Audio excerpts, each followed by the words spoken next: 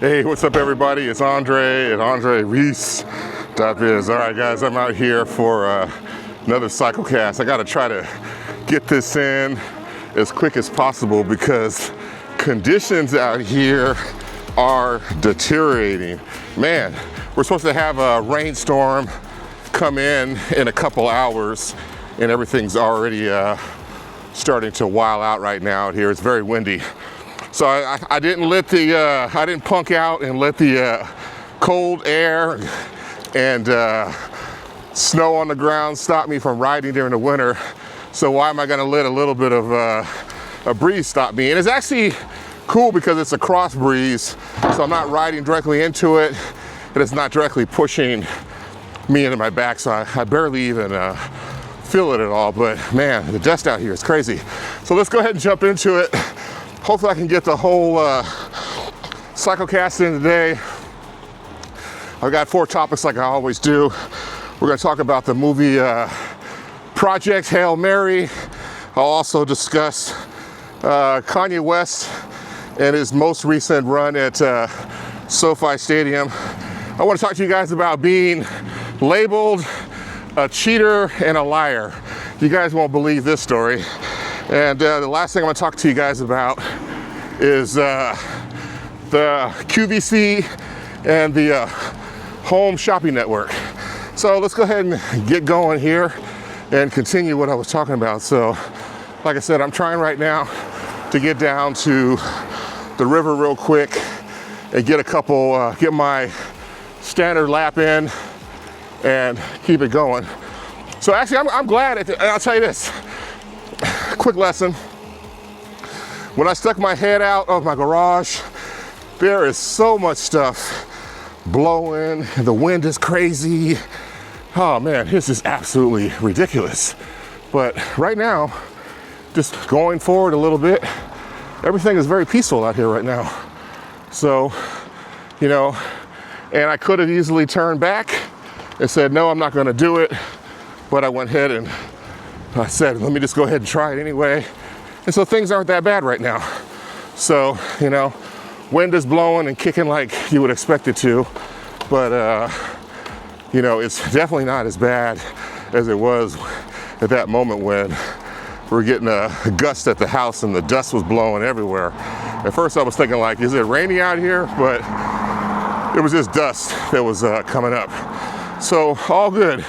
So right now it's about 67 out here, I think it is. I've only got on 1 layer of clothing. I've got a pair of shorts on, and I've got this long sleeve shirt, as you guys can see, and look like a construction worker. It's very bright, all good. So let's go ahead and jump into the first project, the first topic. So like I said, let's talk about the movie Project Hail Mary. We saw this probably 3 weeks ago, I think. It was during tax season. I didn't have a chance to, I wasn't out riding at the time to be able to talk about it. But it was a really, really cool movie. And so the main star, I think, was Ryan Gosling, Gosling's, I'm not sure what it is. But I think it's Ryan Goslinger, and he was the star of the show, of the movie for sure. And a lot of people loved to hate him. I think he was the lead actor in the Barbie movie. I actually liked the Barbie movie. It was really cool. It brought back a lot of memories that were, for me, being a kid growing up, with my sister having Barbies and the country camper and all that kind of stuff. And so a lot of the other things that they were highlighting and showcasing in there, the stuff was, like I said, I got a kick out of the movie. I thought it was really, really cool. So I'm not gonna try to spoil it anyway. I'd encourage you guys to, as always, go watch it, see for yourself.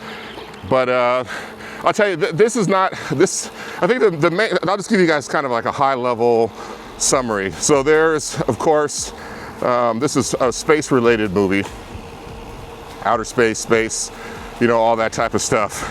And there's a problem that is taking place that is about ready to hurt, harm, and maybe even potentially destroy all of mankind. So they have to kind of go and assemble a team of people and experts that can go and kind of fix and maybe solve this problem so that it doesn't affect humanity. And this is not unlike any other movie that we've seen. You know, there's the one with Bruce Willis, I forget what that one was called, where there was an asteroid kind of headed towards Earth, and they had to send a team of drilling specialists. These guys were, you know, all, you know, crackpots, so to speak. They were very quirky individuals, but they were good at what they did. So they assembled this team of more or less misfits. They kind of sent them to outer space to kind of solve this problem. So this movie kind of operates on a very similar premise in the sense that, here, let me stop real quick and tighten up my my waist here. So like I said, the movie operates on a very similar premise, that there's a major problem that's facing Earth, and you know, all good. And I'll tell you, the thing that really separates this movie and makes it different, and I'll tell you, if you watch the previews, all that, there's a space creature that he encounters when he's in outer space, and he ends up having, you know, kind of like a back and forth thing for the whole movie, and eventually everything kind of resolves itself in a way that I think the star of the movie would have been very, very happy that it ended that way. So all good. So that's kind of like a quick overview synopsis. And I'll tell you, if you like the movie E.T., and I think the E.T. came out when I was a kid. I think it was Steven Spielberg is the one that did it. And that was a very emotionally touching and satisfying movie, to say the least. And it definitely propelled his career to the heights where he is today. And ultimately there was a creature, which was E.T., extraterrestrial, in his movie, that did his part to help make the world better for, I think it looks like Patti LaBelle's coming here on April 19th to the Altria Theater right behind me. So yeah, he did his part to help improve mankind, and you know, the world kind of fell in love with the thought of an extraterrestrial. So this movie, to me, is kind of like a modern E.T. in a way, and very emotional at times, and you know, and along the lines of how Hollywood typically operates. You know, the outcome is not a surprise necessarily, you know, but yeah, it's not a surprise, the outcome of it, but the way that it's delivered and the way it's thought out is really, really nice. And so I would easily give the movie, if I was going to rate it, a 4 out of 5 rating, and I would encourage you guys to go watch it if you're interested in these type of things. Here, let me see if I can make it through here. Okay, I got 13 seconds, so we're good. We'll just make sure. All right, we're good. We're good on the clock. Yes, like I said, I would definitely encourage you guys to go watch it. And what makes this movie very unique compared to the type of stuff that comes out now, it's really all based on problem solving. You know, so there's a series of issues and things that happen, and you know, there's some things that he has to overcome, but in the end, there's a lot of problems that he has to try to work through and solve to unlock the solution to the next level, and then next level, and this goes on for a lot of the movie. So to be able to watch the problem solving side of the movie is definitely you know, a refresher to be able to see, based upon a lot of the typical stuff that they come out with in Hollywood. And then the other thing right now, a lot of what Hollywood is putting out is remakes of things that have already been proven, you know, so it's like, we know Star Wars, for example, was a epic franchise, so if we put out another one, we know we can at least guarantee a certain audience that will come. If we ended up coming out with a MCU movie, you know, there's a certain amount of the audience that we can pull along. So this is very refreshing that it's not related to anything that has been out before in the past. It's not a sequel, prequel, part 2, part 3, part 15, or any of that kind of stuff. So like I said, there's a fire engine coming. If you guys get a chance, I'd highly recommend the movie to you. Go check it out and see it. And if you've already saw it, let me know what you guys think in the comments. I appreciate it. So yeah, that's it. That's all. That's enough of Project Hail Mary, the movie starring Ryan Goslinger. So there's a fire engine coming behind me. Let me see if I can get down here and get down the hill. It's coming hard. All right, let's see if I can beat it here.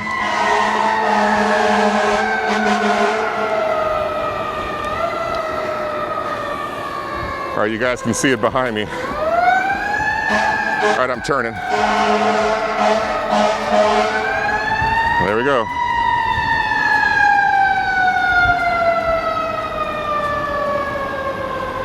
All right, it's very interesting. There's on the fire engine, I was telling my wife about this the other day. There is the driver, and then there's the spotter, and then the spotter is the one that sits in the shotgun position, so to speak. They're the ones that are keeping an eye out on the environment, scanning, while the driver pretty much focuses on driving the fire truck. And the person usually on the, that's the spotter, they're the ones that are controlling the horn. So they have a button at their foot level, you know, or they have something that they grip that allows them to hit the horn and warn people. And it works out great that way. And there was an example of how this method failed. I don't know if you guys remember. When I was a little kid, I used to see all these plane crashes that were taking place all over the United States. And I was like, man, I'd never seen a plane crash that took place at like the Oakland International Airport or the SFO airport. And I think one year there was, I don't know if it was an Asian airline that ultimately ended up crashing on the field. And they rolled a fire crew out to get the people. And some of the people got out the plane, some people fell out the plane, you know, whatever it was at the time. So they rolled a fire engine, and it didn't have a spotter. It just had a single person that was driving the engine, and they didn't have a spotter person. I don't know the reason why that particular part broke down, you know, if they weren't correctly staffed or whatever. I know they've probably investigated and fixed the problem since then. But there was a lady, I don't know if she was on the ground or walking around or crawling around. She got ran over by one of the fire trucks, you know, and I remember they were talking about and blaming it on the fact that they didn't have a spotter to actually identify that somebody was on the ground. The person was too engaged in trying to get the fire truck to where it needed to be. I think this was kind of like in the grass area in between, you know, in between runways where the plane may have eventually, you know, kind of went down. So it is a very, very important position to have in any emergency equipment, to have a spotter there. That's a second set of eyes.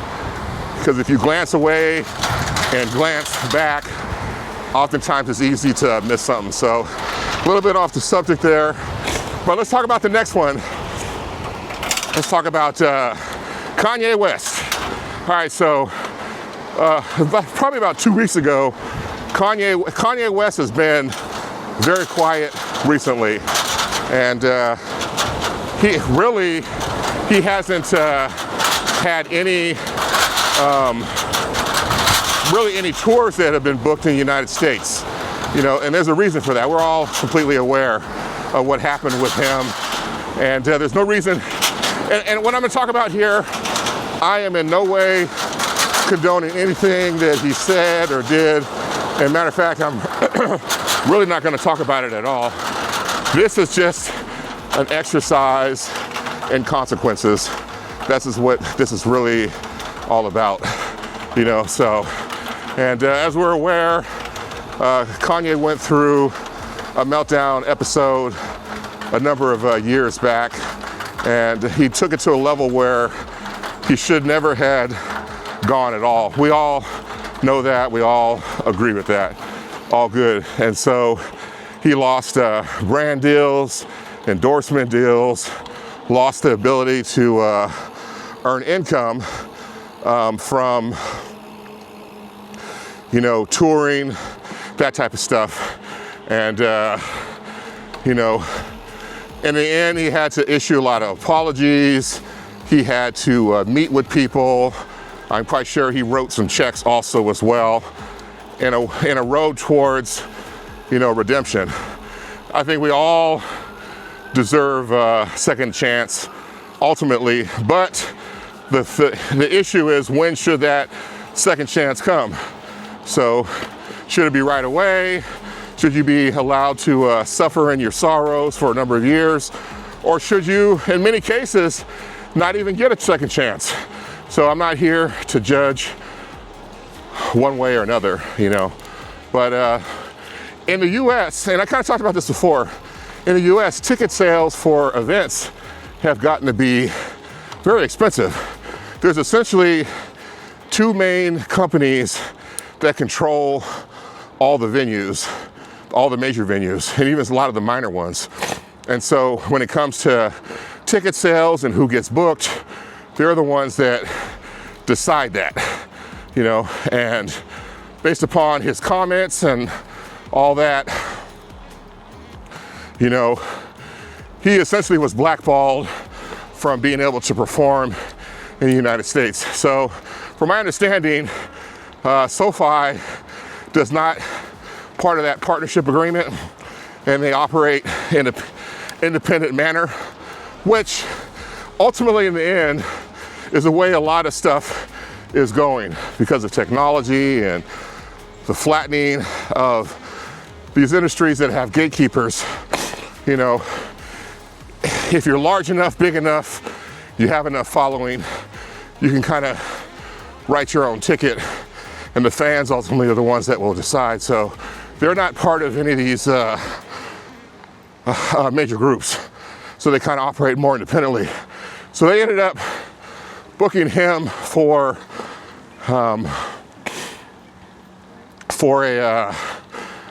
two tours, or I should say a two-stop tour.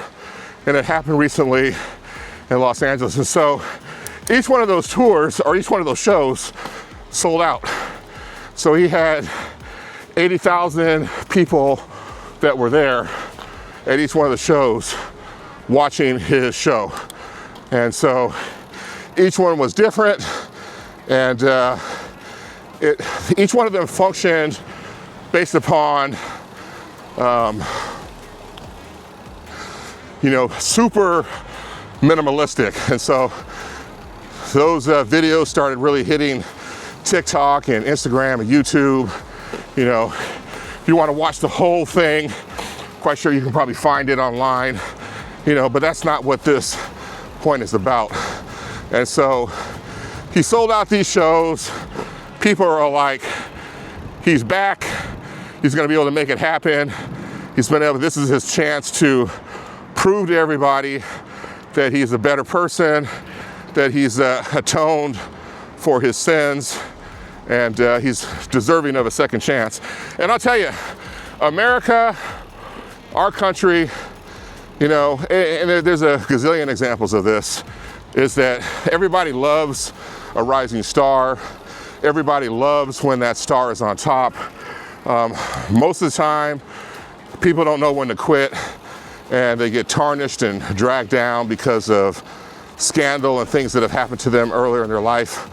And when they finally are able to pay dearly for these things, everybody loves a success story where you're able to make a comeback and rise again from the ashes and become a better person because of it, you know. And so I think enough time has gone by for this cycle to, you know, work itself through. And even within this, you know, I know Kanye, he took out a recent article in, I think it was the Wall Street Journal. Seems like everybody seems to do that. He took out a full-page article and he apologized for what he did. He accepted responsibility for it. He talked about how he went through, and you can look this up yourself, don't take my word for it. When he went through his accident early on in his career, he said that he had sustained brain injuries, and they went undiagnosed and untreated. And he suffers from manic depressive episodes, and he was sick during these times that he said these things and did these things, you know, and he asked for forgiveness. And he also asked for forgiveness from the black community also as well, and said that he made a mistake and let everybody down. So, you know, he's got a right to do that. I'm not going to comment on it one way or another. And so here we are, he's sold out his shows, and people are like, man, he's back. And pretty much the US is tapped out for him. There's no place else for him to go here to be able to sell that many tickets and have that many people be influenced by his craft. And so he's gonna expand his tour throughout the rest of the world. And so immediately upon those movements, he was headed to you know, Australia, the UK, a number of different stops over in Europe, and he got shut down. And so they said that, you know, the history of the things that he said, they don't want to have him there and show in any kind of way that they accept it. And so, all good. They have 100% of a right to do that. So that's kind of the backstory. I'm not expressing any opinion here. Like I said, I'm not condoning anything that he's done. I'm only here to talk about consequences and repercussions. And so, and the lessons that we can learn from Kanye and what he did. And so, most of us will never be able to have that much of an influence in our life and be well known as he has, but we're all under the same set of measurements. And so you have to really, and I tell you, anything you guys do, whether it's legal or illegal, things you may do at work, you might have a girlfriend or a husband or a wife, you know, all the different variations. You have to always be mindful and thoughtful of what you say. Oh, look, there's the train right behind me. I love the coal trains. You guys can see it right there. So these things run out to Norfolk, and this doesn't look like a coal train so far, but they end up dumping coal out there. So this doesn't look like the coal train because it's not 100% coal cars, it's other products. But yeah, I've really enjoyed coming out and catching the train. And so let's get back to what I was talking about.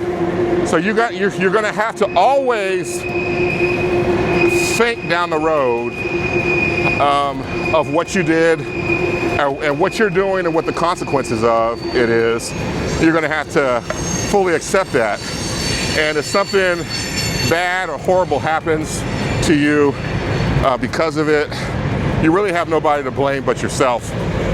And, you know, no matter how big you are, how small you are, it's really up to the public to decide if they're going to accept your apology and what they're going to do with it. And there's no guarantee of that. So even though you can be a successful person, you know, very widely known, you could have done some incredible things. It doesn't take much to blow up your legacy and never be able to get that back, you know. And so, you know, I'm hopeful that, and I'm hopeful of anybody. I hope that he continues to get the treatment that he needed to get, and it's continuous, and he doesn't fall back down into this spiral. And this goes for anybody, you know. Just be careful what you do, be careful what you say, and in the end, it's almost like if you are a great person in this world and you are out, you know, DUI driving, and you make a mistake and unalive somebody, you know, I don't care who you are, you have to pay the price and the consequences for that kind of stuff. And when you make the decision to take the drink, then you make the second decision to leave and go in the car, and the third decision to actually turn the key, the fourth decision to put the car in gear, and the fifth decision to begin driving. You have to take accountability for all that stuff, you know. So I encourage everybody to look at this complicated case and apply it to your life for even the most simplest things. Because in the end, you never know how you're gonna have to pay the price and atone. And it's not up for you to decide when it's over. It's up for everybody else to decide when it's over. And sometimes in life, depending upon how bad things are and what you did, you know, people will never fully make the decision to accept and forgive you. And those are some things you're gonna have to kind of live with for the rest of your life, you know. So that's all I gotta say about that. And you know, let's jump into the next topic. And like I said, this is all really about accountability, you know, accepting responsibility for what you did, but most importantly, accepting the responsibility and accountability for how you have affected others. How you doing? And if they decide to continue feeling the way they do about you, you have to be accountable enough to accept that. So, all right, we're doing good here. About 28 minutes into this. And let's jump into the next topic. It's another topic about accountability. So, I'll tell you, everybody, even me, I love the smoke, the funk, and the beef. I watch all these crazy shows on Netflix and, you know, about dating and, you know, all this other kind of stuff. And what I'm gonna talk about this time is being a cheater and being a liar. So, you know, and the consequences of those decisions, of course. So here, hang on, let this guy go by here. All right, right now. Okay, we're good. Let me get by everybody here. Okay, all right. Okay. So let me do this. Let me insert this video in here that I saw the other day. It's just a few seconds, and it give you kind of a baseline of what we're gonna talk about here. So I'll go ahead and do that right now. So. Oh my God. Uh-oh. What happened to this guy's car? This is why you shouldn't cheat. Wow, there you go. Yep, cheater, liar. Well, hey, I bet you she may have known this early on. It's just confirmation. All right, guys, welcome back. All right, so you can see what happened here. This guy here suffered from the and I don't know if it's true or not. I haven't talked to him. I don't know his side of the story. I don't know the other person's side of the story. All we can look at is the final results. And so the thing is, if you take a look here to kind of summarize it, I'm based upon the car, I'm assuming that it's a guy, because it's a guy mobile. And you know, he obviously probably had a girlfriend or another mate, and they were in a committed relationship together, and somehow, some way, they found out that he was cheating on them, and I don't know if they confronted them or not, or they had a fallout or what it might have been, but ultimately in the end, you know, the person retaliated by marking his car up, calling, saying F you in the front hood, and then liar and cheater on the back. And it's posted right there in his neighborhood. Everybody knows who his car is and all that. And who knows how long it's been there, how long it hasn't been there. You know, I don't know the story behind it at all. I just discovered this the other night when I was out on my bike ride doing the bike bros. So all good. And so there's a lot of lessons to be learned here. And so this is the thing. I personally am against anybody, and you can decide what you want to do. Me personally, if I'm involved in a relationship, I find out somebody's doing that, I'm out in the quickest, fastest heartbeat as possible. There's no second chance. There's no negotiating. There's no, you know, trying to, I only want to hear enough of the story, which is probably mostly lies anyway. That way I can quickly use that to fuel my inner rage, to be able to exit the situation as quickly as possible, get free, and then let time, distance, space, mental health work through the problem and free me from it once and for all. And so when you are involved with somebody that is, and I tell you, the way the world is today, you don't have to cheat at all. You really don't. So some people, you know, they easily are the kind of person that is one person, one guy, one girl kind of thing, and the other person can be that. They can go on for weeks, months, years, decades. It doesn't make a difference. And in the end, they are able to ride these things out. That's the kind of person I am. I don't have a problem being with one person, you know. And other people out there, there's a lot of different variations of relationships now, especially as we push on.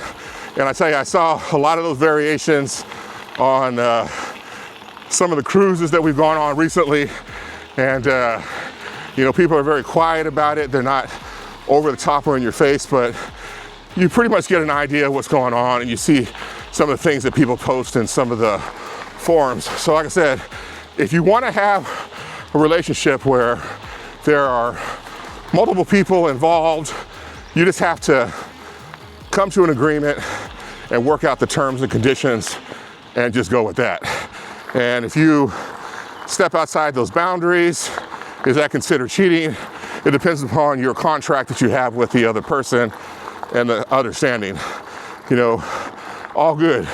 And so, like I said, but the problem is when you're in a committed relationship with somebody, a lot of times you'll put your guard down, and there's a lot of precautions that you won't necessarily take because you feel like you're in a safe space.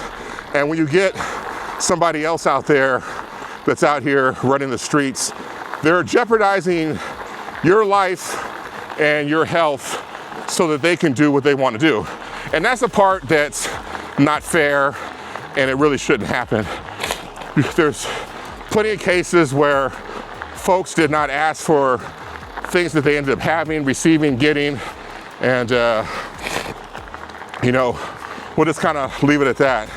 And so like I said, for him to get caught, I'm assuming it's a him, for him to get caught like this, the other person expectations were not met at all. And so what's the outcome of this? And so like I said, we all need to realize that when you get into a relationship, whether it's a boyfriend, girlfriend, you're working your way into it, you're engaged, you're married or whatever it might be, you're not just in it for yourself anymore. You're in it for yourself and the other person that you've decided to make the commitment to.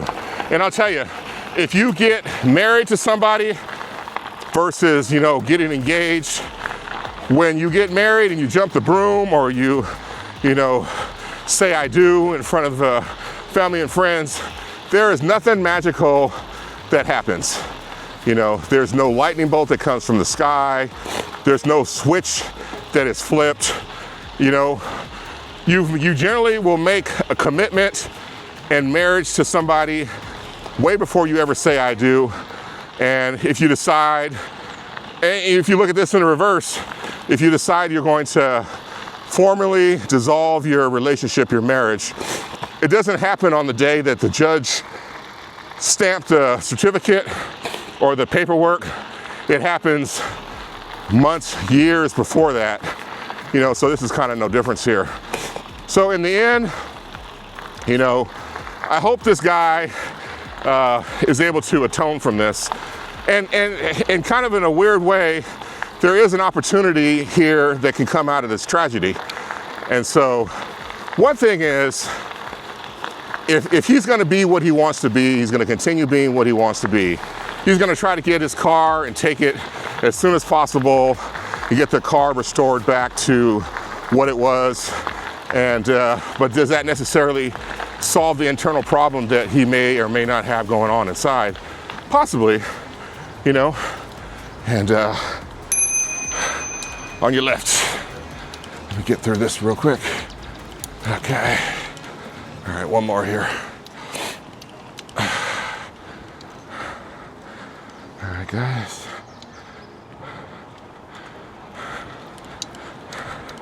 Okay. All right, I think we're good here. Okay, so there's a couple things he can do here. One is, he could turn this into a business opportunity. He can leave his car like it is, set up an Instagram page, and he can go two ways. He could market it as a badge and a trophy and feed into the psychosis of society, saying that, hey, if something happens like this, you're doing it well. And there are also a group of people that will gravitate towards people like this. All good. We're aware, we're all adults here. We know that happens. And different people have different mentalities. They sometimes feel I can be the one that fixes this.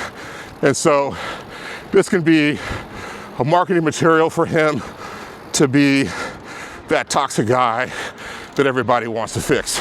And I tell you, there are a gazillion examples of how toxic people, guys, girls, both, don't want to blame one over the other, how these decisions that they make early on in their life, they're masks for other problems that never get solved. And in the end, they end up, alone, lonely, wore down, beat up. And the demons that we all have inside, they never disappear until you resolve, until you settle them. And so that's one option. The other option is to turn this tragedy into an opportunity to help other people. And so he can accept responsibility for what happens, go through a healing journey, leave his car like it is, set up a YouTube channel or Instagram, and talk about the things that he used to do in his life before that, that got him to the point where his car got violated and got damaged. He can easily do that. And he can become a spokesperson for the anti-cheater movement. And in the end, he'll get more love and support from people going about it that way than he will if he decided to take the toxic path. I mean, he'll get, a lot of people that will appreciate and try to learn from it, which is part of what he can do with his lessons and stuff. But at this point, I feel that we should do as much as we can to make society better. And if you run into issues and problems that are tragic, I think there's a reasonable expectation that we all have a duty to share what we did, what went wrong, and how we can fix it with others. You don't have to, but it's useful. It's a good way to be able to make things better, within the scope of what you have control of. So that's definitely a healthy option and an opportunity here. And so as far as for the lady that did it, or the fella, or whoever it might have been, something like that is illegal and it's against the law, and nobody should actually go and do something like that. And if you got yourself caught up in a situation that put you in that, you have to ultimately, even though it may not have been your fault 100%, you have to accept responsibility and go back and analyze what happened, and figure out what the green flags were, what the yellow flags were, what the red flags were. That way you don't allow yourself to end up in those situations again. And if you do, rinse and repeat. And eventually down the road, you'll be able to be on a useful journey towards, here, let me just get up this hill here. Oh man. It's gonna be tough.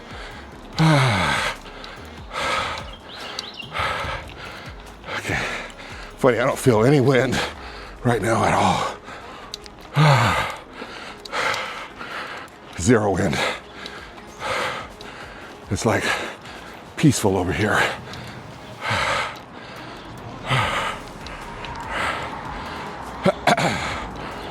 Okay, it's getting easier. Get my legs back. All right, like I said, you don't want to be the person to end up, crossing the line and getting yourself involved in a felony or misdemeanor, because in the end, it doesn't change anything. Your best revenge is to walk away immediately, go figure it out, and keep it happening, and make it happen, and let your success speak for itself. Because I'll tell you, the other person will be monitoring you and wishing and hoping for your downfall. So the best thing you can do is, make them miss you when you're gone. So, like I said, guys, that's the story about being a liar and a cheater. Wouldn't recommend it for anybody to do, and learn from the scenario. And like I said, when we talked about SoFi and Kanye, you have to always realize that in the end, we're all ultimately accountable for what we do. And we are gonna have to accept the tragic circumstances that come out of poor decisions. So think things through and model things in 4D before you move forward with anything that can tragically upset you in the future. So that's it. Let's go ahead and jump into the last topic. Let's talk about QVC and the home shopping network. So if you guys haven't heard, there's I think it's the a home shopping network group. These guys used to operate independently. And when I was a kid, like in the 70s, 80s, 90s and all that, television wasn't like it is now. There were a lot of network channels that you could watch, but most importantly, you used to be able to buy stuff online, not online, but on television. So you can sit there and watch the home shopping network all day. You can buy stuff and then turn around. It would arrive and ship directly to your house. So not unlike the internet or any of these large retailers, the basic model is about the same. How people kind of go about it is what's different and what's changed now. So, you know, and I don't know when the last time any of you guys have looked at the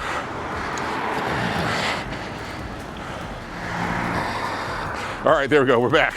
All right, so I don't know when the last time you guys watched or bought anything from, I can't even tell you.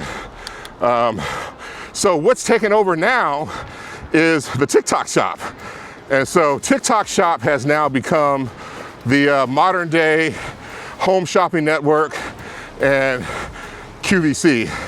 And they are dominating. I think until recently, it was obvious that the online television network for shopping was dying because within their own internal survey information, they said that all their shoppers that are repeat shoppers, 98% of them are repeat shoppers, so they have very little new growth that's happening. And so the need and the want and the desire to shop online through a television-like interface is still there. The names of the players and the people that are involved is what has changed, you know. And so there's some valuable lessons to be learned here. So QVC's entered bankruptcy. I think they've got $6 billion in debt. They're trying to restructure it down to about $1 billion. They want to come out of bankruptcy fairly quickly in the next 90 days and be leaner and meaner. And I think they filed a Chapter 11. Be leaner and meaner and be able to take on the challenges of the new space. But ultimately, in the end, it may be too little, too late. And so this might be like the last run that they have here, last chance to go at it before they have to shutter their operations or sell off the assets to somebody else. You know, and you know, so this is, like I said, this is a good thing for us all to be aware of, that it's very difficult today due to technology and evolution in order for us to still be dinosaurs. At some point in our lives, you know, things will change enough that the thing that we're so used to controlling and having a stronghold on will completely 100% disappear. And it doesn't always take place immediately. A lot of times it just takes place gradually, but there's a systematic decline that continues to move forward. So as you guys are looking at your lives now, your careers, if you're working on trying to become educated and get your first or second or third degree, you're going to have to look at the relevance of what you are involved in and what you know, and not run from the tragedy of extinction, but face that head on and try to pivot the best that you can. And so there's no guarantees that any of us these days will be allowed to start something in the beginning of our lives and end something the same, if not slightly different, in the end of our lives. A lot of us are going to have to make multiple pivots to be able to change and adapt. And to be honest with you guys, I went through this before. I said this story many, many times. When I got out of high school, I didn't really go to college and didn't make any forward progress. I was working in the consumer electronic industry. So I was selling cell phones and big screen TVs, VCRs and laser disc players and audio systems and, you know, all the stuff, even personal electronics for the house, fax machines, home computers, you know, all that. And made a great living doing it, to the point where I was making more money on commission than most of my classmates that graduated from college and chose the necessary career path. And so what ended up changing was Best Buys. They were coming into the industry, spreading from the east to the west, and they didn't pay their salespeople on commission. So what ended up happening was, you know, the industry that I was involved in reacted, started cutting our commissions to get themselves ready, and you know, the pay cuts were ridiculous. You had to sell a whole lot more stuff to make what seemed like 2/3 of what you made before in the past. So at that moment, I made a transition to going back into the school and get my education, become an accountant, and you know, got out there and started working, and you know, built a practice over time, and here we are today. You know, and I was recently talking to my wife. I was like, you know, I'm 58 now, and you know, there's some things that I need to start thinking about significantly. And within our conversation that we had, lasted maybe half an hour or something like that, I came up with a game plan that will get me to 70, 75, 80, you know. And I'm like, at this point right now, there's only one small thing I need to do to be able to make all this other stuff happen. And actually two things. So one thing I'm already working on, and the second thing, in a little bit here, I'm gonna pick up that process and get it laid out and move forward, you know. And so it's just a chance to kind of shore myself up and make sure that I'm, when I'm ready to exit the game, I exit the game because I want to exit it, not because, you know, somebody else made me exit it on my end. So that's the thing you guys got to think about here is with this whole QVC example is something's going on over here. Yeah, with this whole QVC downsizing example, just realize that we're all replaceable at some point, and there's no guarantees for anything to be 100%, you know, stable. So that's it, guys. I don't have anything else to kind of talk about here today. I'm working my way home, and had a great time out here riding. Glad I got it in, and you know, I can feel that the sprinkles are starting to come down a little bit here and there, so the rain will be here soon. I just wanted to get out and take advantage. So, because imagine if I had not gone to go ride today and it didn't rain at all. I've been like, oh man, you know, I could have went riding this morning. And for me, it's better to ride in the morning right now and, you know, not eat anything until later on in the afternoon. That way my body's working at a higher rate of consumption and all that. So brother's trying to get back into shape now after going through tax season. And these are the techniques that have solved my problems before in the past. So yeah, guys, you know, take the initiative, and if things look kind of bad, you know, there's the initial sites that are saying don't do this, you know, push through it, but always be responsible and always keep your personal safety in mind first. That outweighs everything. And in the end, there's a good chance that things that could have been really bad may not have materialized and may not have happened. So you guys can see kind of behind me right now that it is windy now that I'm over in this part of town. So all right, I hope you guys enjoy yourselves today. Be sure to like and subscribe. I think I'm gonna be out here tomorrow. Today's Sunday. I'm gonna be out here tomorrow on Saturday, trying to make it, I should say Monday, trying to make it happen. I've got a whole series of things I want to talk about and get caught up on. So peace, guys. Appreciate you. Take care.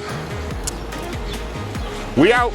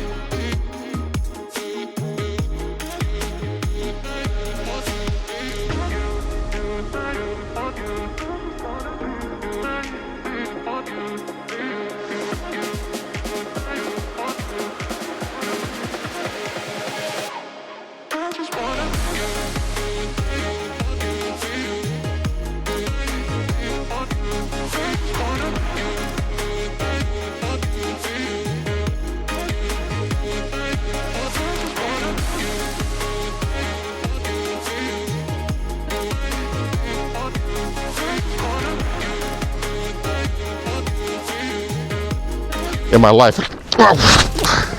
Shit. Okay. My brother fell. This is black ice. Okay.